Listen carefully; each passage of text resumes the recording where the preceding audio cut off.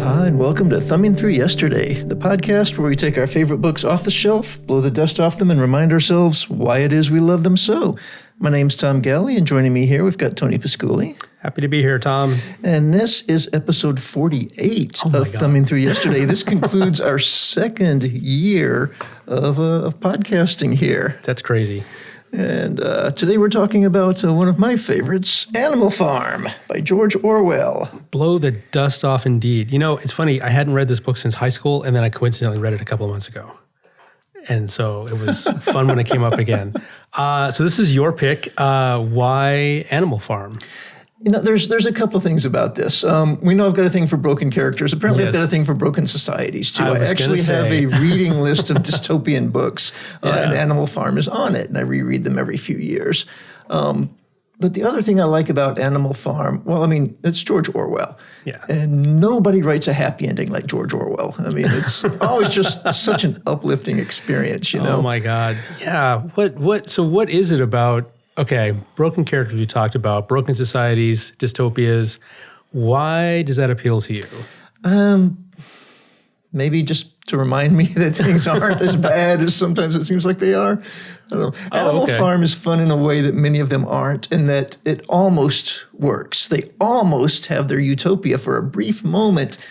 Things actually get better. Yeah. It's funny. I was thinking as I was reading this is obviously a lot like 1984. Also a lot like Watership Down, which I think was the first book of the podcast. It was. That was our inaugural book. And as I was getting into it, it's like what it reminded me of more than anything is of Mice and Men. Okay. Yeah. So they have this moment of opportunity. It's right in their hands. And then because of their foibles, it slips away, never to be recovered. Yeah. Yeah. And it's, I don't know. George Orwell clearly had some negative views about humanity as a whole. And, you know, his life shaped in that way, and that's fine. Yeah. I don't know. In a way, it's a cautionary tale. I mean, and some of the stuff, alarmingly, you see in everyday politics still. Mm-hmm. Yeah.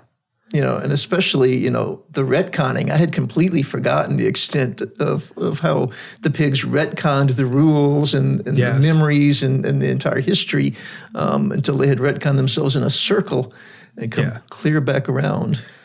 2 legs good, or 4 legs good, 2 legs better. 4 legs good, 2 legs better. Yeah, it's interesting. So that's obviously a pretty common theme with 1984, where, you know, stuff vanishes down the memory hole and history gets rewritten on a daily basis.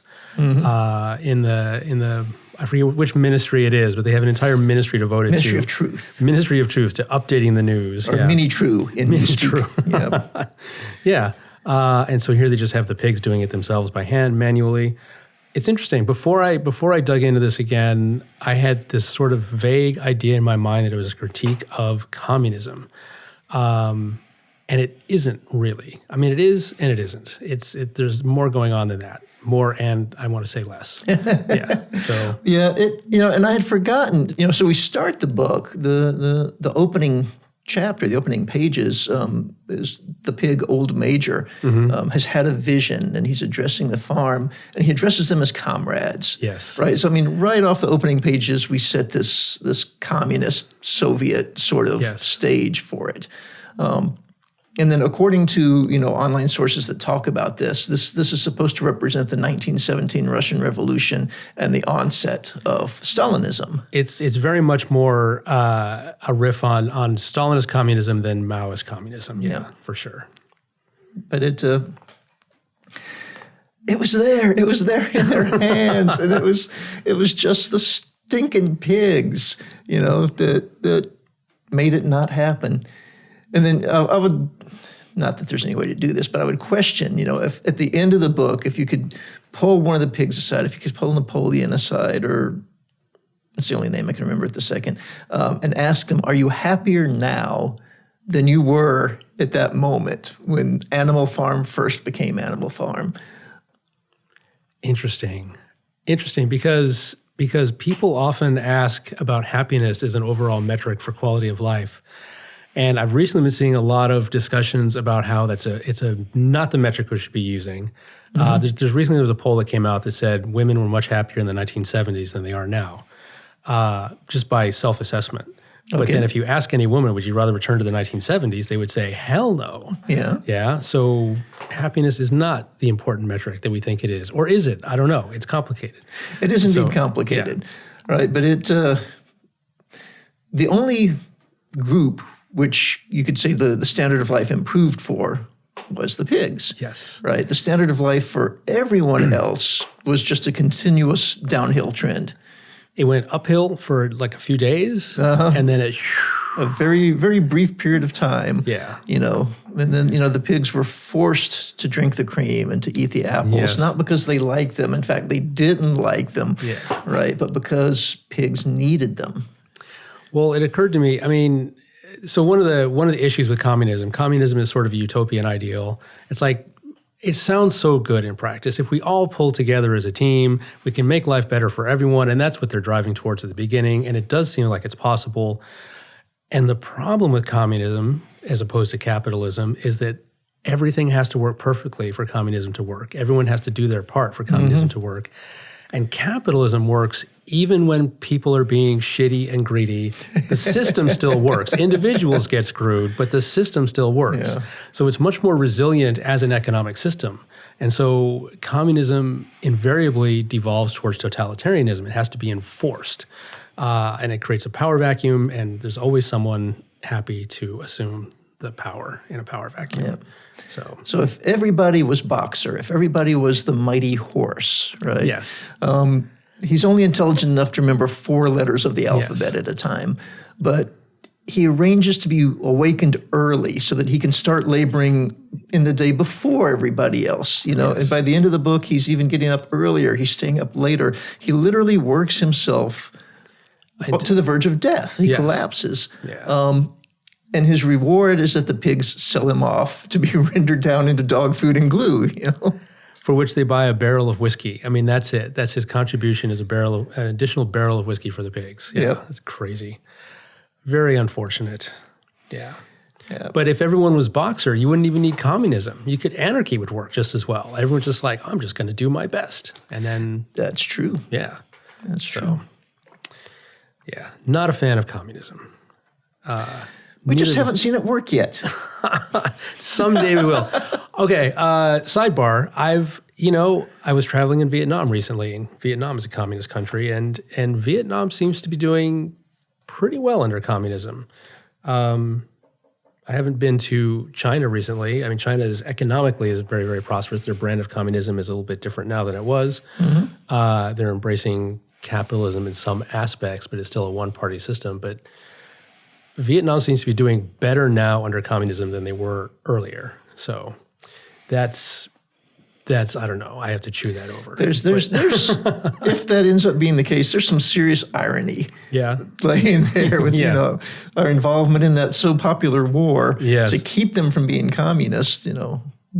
Well, whatever. Yeah, but that's an outsider's perspective. I was there for 2 weeks looking around. It's like people seem to be doing okay here. The people I talk to, it's like oh yeah, it was terrible before, but now they actually did some redistribution of land because, everyone now has land to work. If they are farmers, some people had no land to work. They literally couldn't support themselves, and now they do. And that was unfortunate for the people they took it away from, but now things seem to be pretty good. I don't know. Yeah, I don't know. Yeah. That certainly didn't work out on the animal farm. Didn't work on an animal farm. Did not work out well in Russia either. Yeah. Or for any of the Soviet territories. So continues to not be working out in Russia and for previously Soviet territories. Yeah. So I didn't take much in the way of notes here, but Old Benjamin, I love the character of Old Benjamin. Old Benjamin is great. Yeah, and he never says anything other than to remind people that he's older than they are and he remembers more. Yes. And this just sums him up here. Only old Benjamin professed to remember every detail of his long life, and to know that things never had been, nor ever could have been, much better or much worse. Hunger, hardship, and disappointment being, so he said, the unalterable law of life. Yes. Now we've got Eeyore there, right? That is the most accurate assessment of the story arc of the book that there is. Yes. Meet the new boss, same as the old boss. I think Benjamin is more pragmatic than Eeyore. Eeyore is a legit downer, and I think Benjamin is just a realist. Yeah. He reminds me, actually, Benjamin reminds me, and that quote specifically reminds me of a character from Catch-22. I don't know if you've read Catch-22. It has been quite a while. Okay. That may make it onto the podcast at some point because it's an amazing book.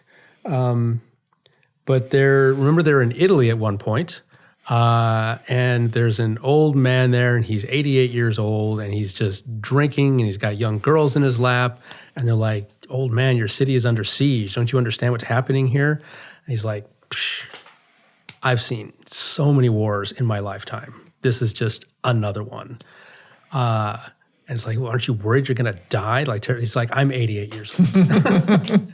I lived through all the other ones. If I live through this one, great. If I don't, I'm 88. Yeah, just like whatever. Yeah. Completely unfazed, living life to the fullest. He's a little bit more happy than Benjamin. Benjamin doesn't seem very happy. No. This guy was like, I'm going to maximize my pleasure while I can. But yeah. Benjamin's one friend, again, is Boxer. And then, Boxer dies.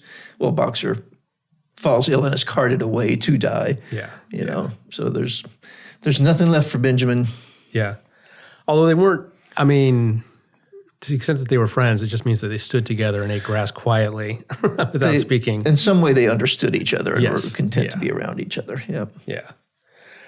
So one of the interesting things about this book, as any book where you have intelligent animals, is like, what if we take this at face value? What if we say this is not an allegory, this is not a metaphor, this is just, there are some animals and they're on a farm, and it just takes on a whole different meaning, I think. Yeah. Because then it's like, of course, there needs to be rebellion, and humans are evil for keeping them basically as slaves, mistreating them horribly.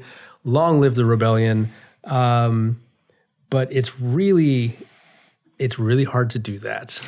There are some things that I have a hard time working around. Now, the pigs are surprisingly dexterous. Yes. They can milk cows. They can write. They can sketch engineering diagrams to build a windmill complete with, internal gearings. And Yep. yeah, they're quite phenomenal, these pigs.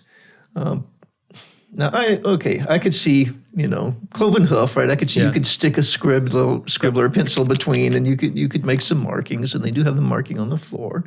But, they have them climbing ladders to paint the rules on the side of the barn. I don't know about that. I know goats can climb trees, and they've got the same sort of foot gear. So yeah, maybe so. Yeah, I don't know. I don't think of pigs as particularly agile. That didn't bother me as much as some of the other stuff, like holding a pen, as you say.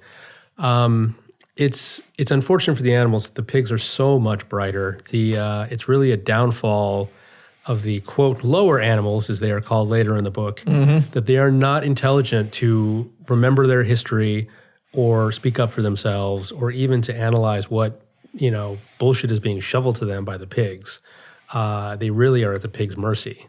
And it's interesting if you think about it that way, because on the one hand, Orwell seems to be championing the lower classes because they are there's a parallel made between the lower animals and the lower classes by one of the farmers that the pigs deal with at the end.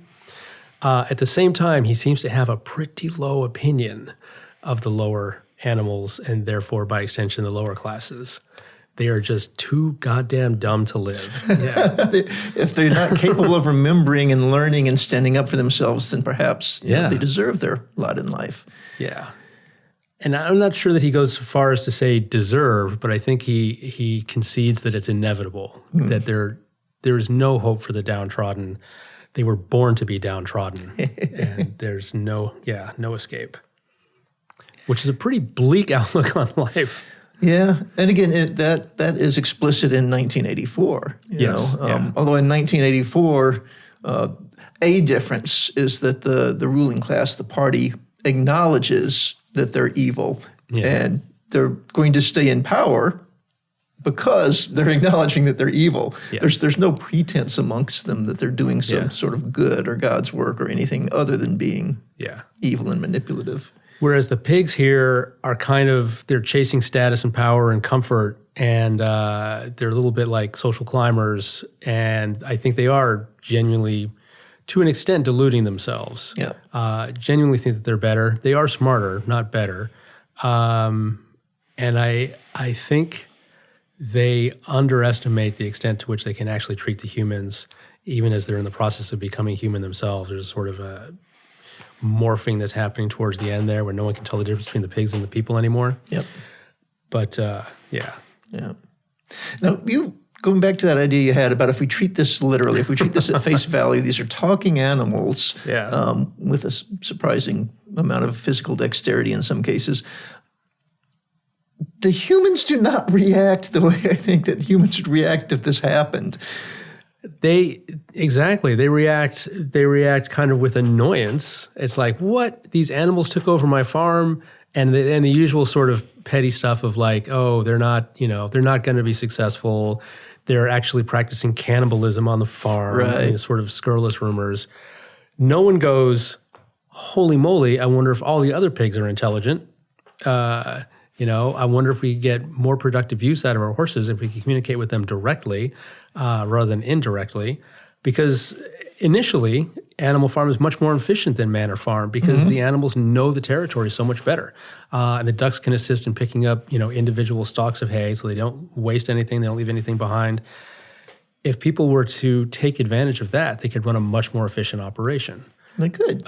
They would have to negotiate with them in good faith, I think, but and that seems unlikely. At least in Orwell's version of things, it will be very unlikely. So that's disappointing.